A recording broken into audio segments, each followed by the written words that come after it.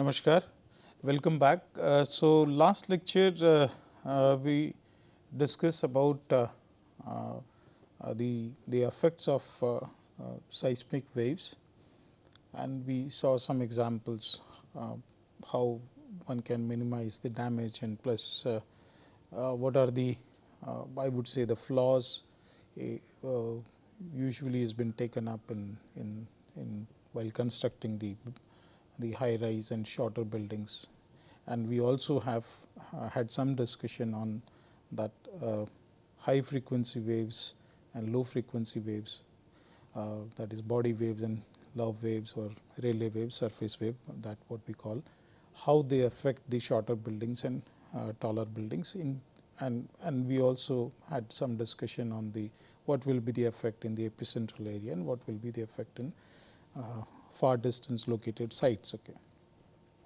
Now, today there was, when we are recording this lecture, okay, that is on 10th of July, there was an earthquake in Delhi, close to Delhi, not exactly in Delhi, but close to Delhi, and the magnitude was hardly 4.4 and the depth was around 10 kilometers. Now, that earthquake of 4.5 resulted into pretty good ground acceleration where people got panicked. Okay. So, the matter is that how far the earthquake source, that is your focus, and the epicenter is located from your respective sites, that will affect. Now, there is another topic which we should have a look on it and have some understanding about the occurrence of the earthquake in connecting your plate boundaries, okay, and away from the plate boundary. So, mostly what is the classification we have done is that, and that close to the plates we call that as an interplate regions, and away from the plate boundaries that we call the intraplate regions. And at some point of time we had some discussion that there are few regions which are sitting away from the plate boundaries. They are termed as stable continental regions. Okay.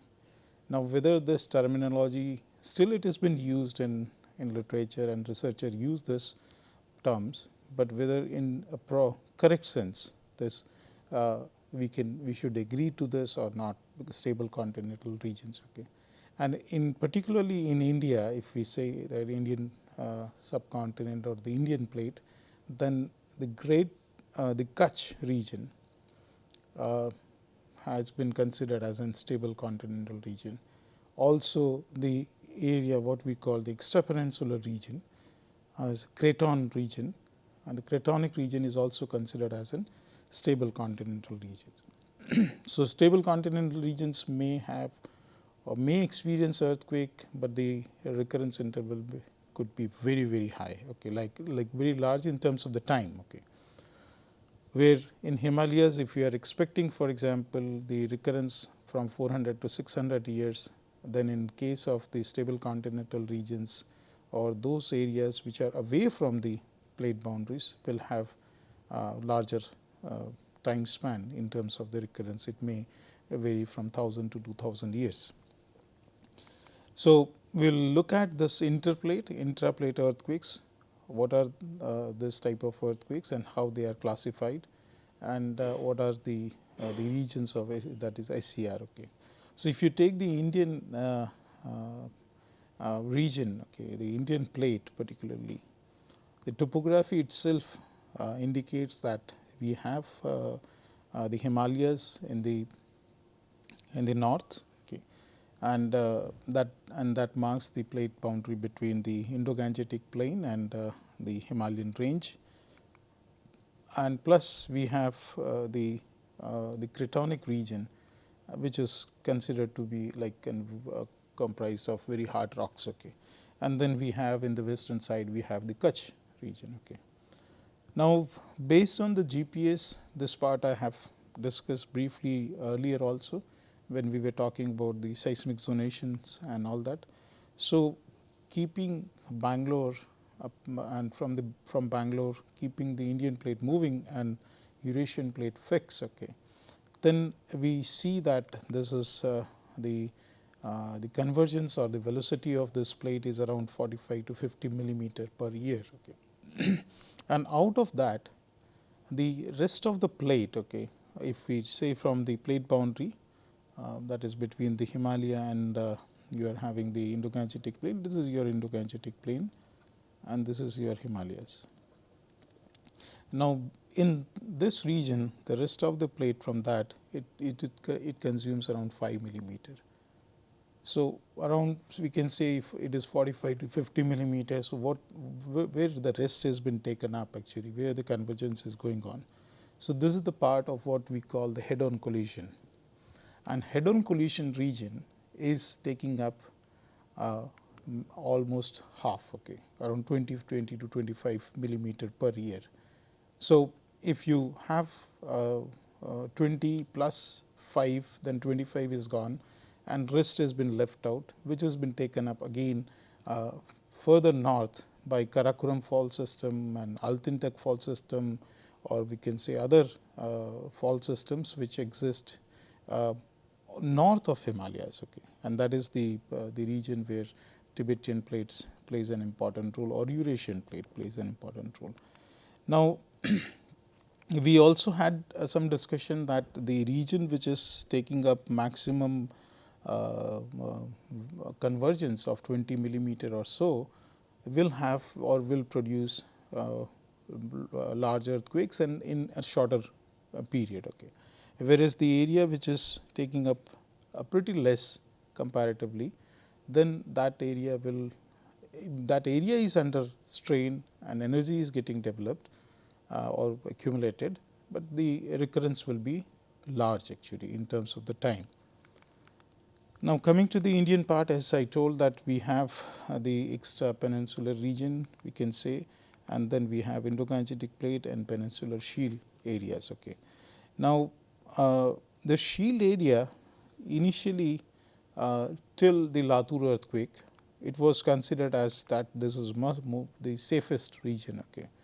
So, the peninsular India we talk about, then it was considered as an safest area, but the recent earthquake, it is not so recent, but of course, it is in terms of the geological time scale, we say that this was recent, okay, and that was Latur earthquake or Kelari earthquake of 1993, and magnitude was around 6.2. And in that area, that is your peninsular and shield region, this area, this earthquake occurred, and there was like lot of damage was observed, and many people were been killed. Okay, I don't have the number right now, but yes, okay, the damage was pretty high. Even the magnitude was not of the large earthquake. Okay, it is 6.2 magnitude. Other earthquake which was been triggered in this area before 1993 was 1967. That was Koina earthquake, and this was 6.6 magnitude. And this earthquake was because of the reservoir induced seismicity. But there was the fault which exists there, and there is like that it was keeping quiet, but the reservoir loading resulted into this earthquake. Still, the seismicity is on in that area. Now, the worrisome part is that whether this area can produce similar type of earthquake in terms of the magnitude in near future. Okay. So, and that then the researchers, they tried to look at that whether this area had some historical accounts or not, or the earthquakes which occurred in the ancient time. Okay. And they found that apart from this, several damaging shocks have hit this region in historical and ancient times. Okay. And for example, you have another earthquake in the shield area is in Madhya Pradesh, that was 1997 Jabalpur earthquake, 5.8 magnitude. So, the region which we see here shows some sort of or it indicates that there were earthquake in the past, and and recent earthquakes of 20th century can tell us and indicate that this area is comparatively less active, but yes, it is capable of producing earthquake, and it is not completely seismically safe region. Okay. So, this map, if you look at this again is a map which came up given by Bilhem and God, which was like in 2000, but it was definitely after 2001 Bhuj earthquake. Okay, so this is later published. Okay, after 2001. Now, what does this show? Just the distribution. If you look at, okay, then you have a pretty good number of earthquakes in this region in terms of the numbers, if you look at. Okay, but there are few on this area. That is what we are calling as in shield area, and then little bit more in this in terms of the time. Okay, and it shows that this area, that Kutch region, okay, is has experienced the earthquakes in past in like not exactly in the Kutch, but nearby region in 1668. That is what we call Indus Delta earthquake, and then 1819 was considered to be the massive earthquake of 7.6 magnitude, and so. Okay. But the research what we have been doing now is we may question that whether there was this earthquake was there, and whether this earthquake was on the Kutch region or not. Okay. Then the recent like in 20th century and 21st century, if you take, then we have an earthquake of 1956, that was Anjar, and then another one was 2001 Bhuj earthquake. So, this region comparatively has a history of having a large magnitude earthquakes, which is greater than 6.5 and around less than 8 magnitude. Okay. So, intraplate earthquakes. So, numerous earthquake occurs along the edge of the plate boundaries, and that is what we were talking about. So, that if you are having the Himalayan region, okay, then you have this area. Okay. So, then this area is having like this is the plate boundary here, and this plate boundary will have more comparatively more earthquake as we see in the other part of the region away from the plate boundary. Okay. So, interplate earthquakes occur along 3 types of plate boundaries. You have mid-oceanic spreading centers. This we have studied in the beginning, where we were talking about the mid-Atlantic ridge and all that. Okay. So, these are the basically this spreading center, then subduction zone and transform zones. Okay. And of course, we can add here is the collision zone, what we are having between Himalaya and your Eurasian plate. Okay. The earthquake associated with Himalayas are also considered as an interplate earthquakes. Earthquakes which occur within the continental or oceanic plates. Okay. They are termed as intraplate earthquake. So, this classification you should keep in mind, that is about the interplate earthquakes and intraplate earthquakes. Okay. So, they are basically along the plate boundaries or the edges of the plate boundaries, and they are within the continental or plate oceanic plate regions. Okay. That is away from the. So, earthquake occurring in more stable regions, okay, are been termed as stable continental regions. Now, stable in the sense as we have learned about, and we were talking about that the Gujarat, if we take, and in particularly Gujarat and Kutch. Okay. And then if you take the Latur area and the Maharashtra and MP region, those areas have triggered earthquakes, but the time span is pretty large. Okay. So, they keep like they are quiet for thousands of years, and then the earthquake has been triggered. But how far that is true, still that has to be confirmed and with in-depth studies. Okay. Anyway, coming to the part as per the definition, we say that okay, fine, this is stable continental region. which are stable regions and all that, okay, and shield areas or craton regions and all. But there was, as I told, that there was an earthquake in 1993 that has questioned that whether we should consider such areas, including Bhuj, that is Bhuj earthquake was there, so including Kutch, whether we should consider this areas as stable continental regions or not. Okay. Now, in this area, as we have been discussing, that the interval of the interplate earthquakes will be shorter. Okay. It will be an order of hundreds of years, but in case of SCR earthquakes in the stable continental regions, the recurrence will be pretty large, okay, thousands of years. Okay.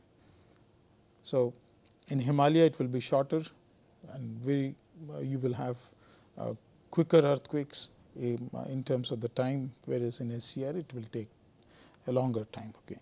Now, due to lack of preparedness, okay, to face an earthquake damage due to such earthquake, this we are talking about the SCR earthquakes, generally very high, because we have very short memories mostly, okay, and we never bother that, okay, fine, what will be the next, okay. So, thousands of years passes and then again we have an earthquake. So, this are this is the one of the sort of an we can say that we are lacking in preparation, okay, and that exactly what happened in 2001 Bhuj earthquake. Now, let us have just a question, okay, that in Kutch, which is considered as a stable continental region, and again I am saying that whether the Kutch region, which has triggered earthquakes in 1668, not exactly in the Kutch, but nearby area, then we have in 1819, then we have in 1956, okay, and then 2001. Now, the interval, if you see here, is pretty short. Okay. It is not showing that thousands years, but thousands of years may be on a particular fault. But this sequence, it is difficult for me to understand that why this is. It shows that this area is having so many earthquakes in hundreds of pretty, like if you take this one here, is not more than 200 years, is less than 200 years, but this too, okay, you have, it is going almost 50 years, okay, but the earthquakes were on different faults, okay. So, we ignore this most of the time, saying that no, this areas will not have major earthquakes so quickly in terms of the time, okay. Now, identifying potential faults, assessing seismic hazard in SCR region is again very challenging. The reason is, of course, we see that the amount of displacement and amount of topographic development related to your tectonic deformation will be not as larger in terms of the elevation change and all that what we see in the close to the plate boundaries. Okay. So, the evidence are subdued, I would say, or get eroded over the time. Okay. So, it is very challenging to identify the active faults and try to understand the past seismic history on that in that region. Okay. So, that is a bit challenging job. Okay. Now, how much we know about the intraplate seismicity? So, one point is that the area, since it does not have that much of deformation which we see in the along the plate boundaries. So, the signatures or the manifestation is not prominent or not so distinct on the surface. Okay. So, in recent years, destructive earthquakes have struck some regions which were previously considered as inactive or relatively stable. So, these areas are like, for example, in Canada, you had in India, in Australia, we have experienced earthquakes, okay, which ranges from 6 to 7 above 7.5 up to less than 8. Okay. Now, the strain developed at the plate boundaries is more, and very little within the plate regions, and that what we have seen from the GPS measurements also. Okay, that along the collision zone where we are having Himalayan and the Eurasian plate, there we are having almost the 20 millimeter which has been taken up. So, more strain is developed there as compared to the rest of the part of the region. So, away from the plate boundary you have very little strain is getting developed. Okay. Hence, making the area with relative low seismic strain. Okay. So, I would suggest that please remember this that which area is low strain and why it is low strain area, and why the areas which are close to the plate boundaries are with the high strain areas. Okay. So, we know very little about the seismicity of such regions because the recurrence interval of the intraplate or SCR stable continental region earthquake is very large. Okay. It goes into thousands of years. Okay. No studies on active fault in this region. Of course, I would counter question this statement here, no studies. Till date, there are no in-depth studies which have been done, but some studies have been carried out under the umbrella of a flagship project of MOES. Okay. So, we have been able to map the active faults in Kutch region, and even we were able to showcase that and our findings that what were the events in the past and when they were in terms of the time, and plus we have also talked something about the recurrence interval, but we have now pretty good handle on the active fault map in Kutch region.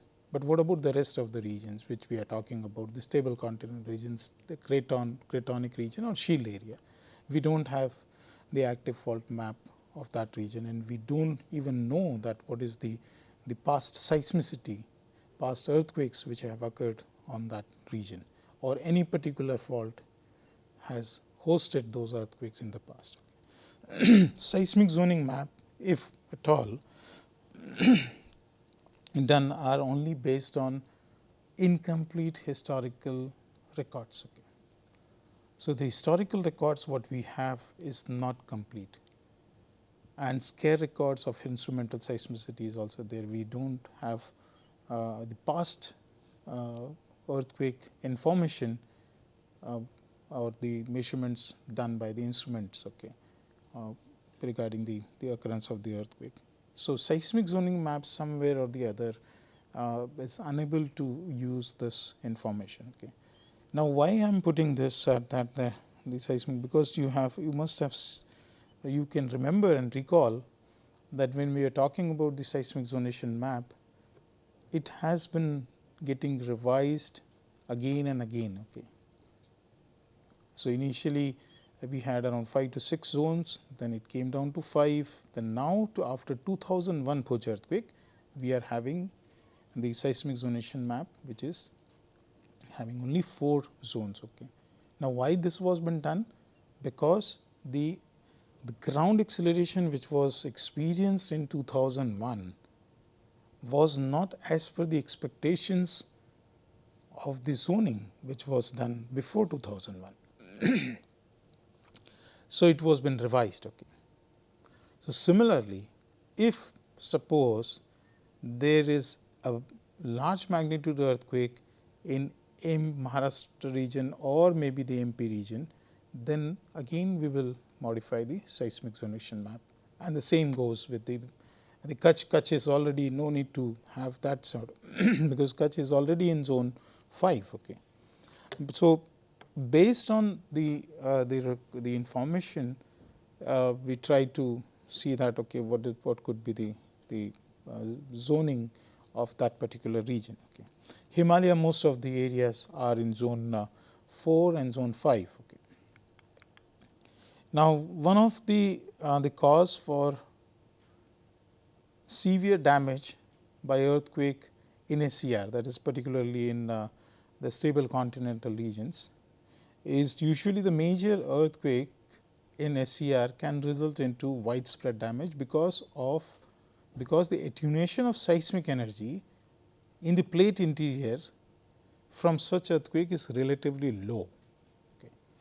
And that what we discussed in the previous lectures, that the attenuation, if it is not taking place, okay, the energy is not dying out quickly, then it will result into a damage and it will affect the larger areas. Okay. So, this issue is been seen that the seismic energy attenuation is very low in the plate interiors. Okay. Therefore, even moderate earthquakes, okay, events like experience like 1993 6.2 magnitude may be extremely damaging. Okay. So, we will stop here and we will continue in the next lecture discussing more about the magnitude part and all that. Thank you so much. Namaskar.